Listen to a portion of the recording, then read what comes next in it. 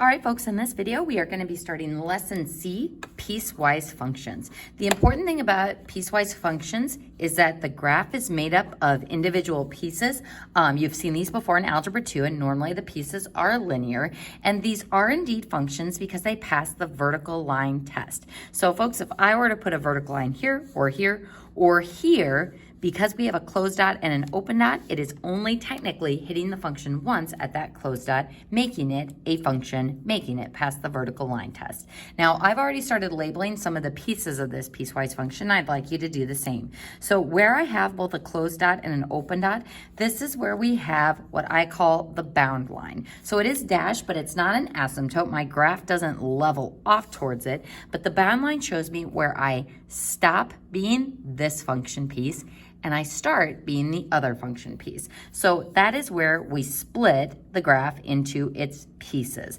Now I've also included these labels because the bound line has separated my graph into x values that are less than 0, open dot at 0, so less than, and going this way, so less than 0. This part of my graph, the right side, because of the closed dot, it's greater than or equal to 0. So this is covered for x values that are greater than or equal to 0 going this way. And all of these features are going to help us write the piecewise function itself. So first, it is a function, so we're going to use that f of x notation.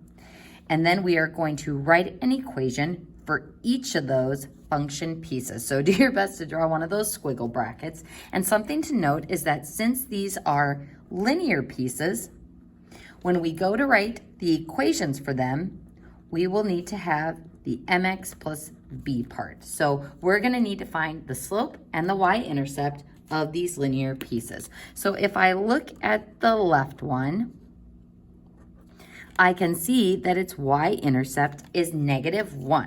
Now, if you're going, well, wait, but there's an open dot there. There is an open dot there, but as far as placement of the line goes, it still has a y-intercept of that value. So -1 is going to be my b value.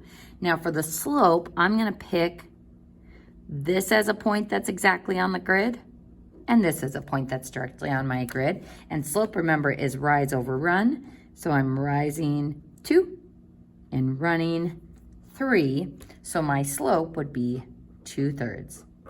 So now I have f of x equals 2/3 x minus 1, describing that function piece. Now, not only do we have to describe the equation of that line, but we also have to describe where that line is defined on this graph, because it is only this function piece when we are in this left region, left of my bound line. As soon as I hit this value of 0, we stop being this function and start being the other function. So as part of our piecewise statement, we are going to include the bound statement that says x less than 0. So this tells me that it is the pink line when x is less than 0. And because of the less than, we know that at 0, we have an open dot there. So it's not actually defined as this function piece at 0, but anything slightly to the left of it is defined on that pink line. Now, doing the same thing for our blue line, we can go ahead and start with the bound statement for that one. This will be defined for x values greater than or equal to 0. So at 0, we are defined on this function piece with that closed dot, and then anything to the right of 0 as well.